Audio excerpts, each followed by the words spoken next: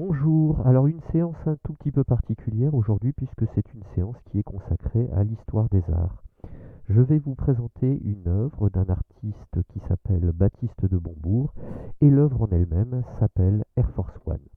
Alors on va essayer de découvrir cette œuvre de manière un tout petit peu originale.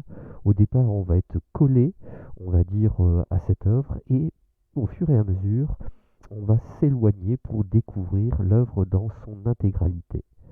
Alors voilà, là on est vraiment collé à l'œuvre et tout doucement on va prendre du recul. Alors je vous laisse quelques instants pour découvrir les photos.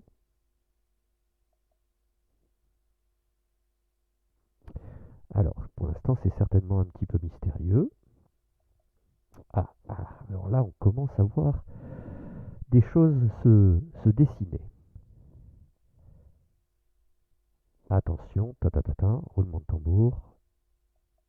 Et voilà l'œuvre Air Force One de Baptiste de Bombourg.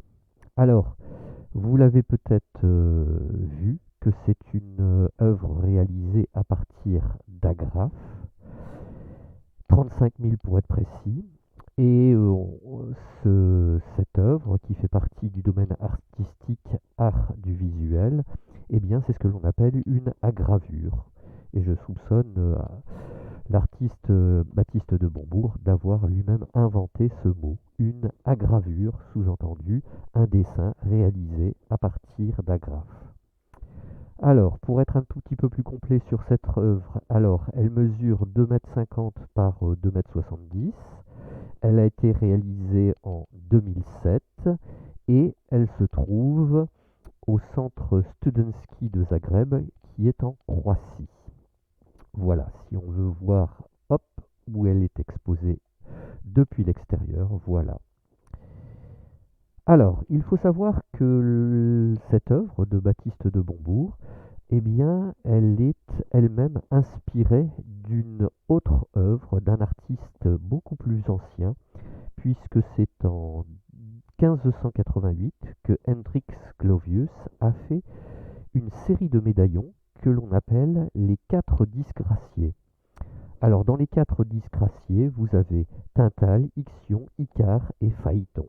Et donc, nous, c'est la gravure, c'est la représentation de Phaéton.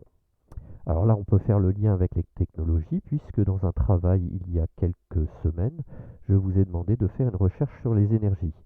Et vous avez vu que l'homme a très vite utilisé l'énergie animale.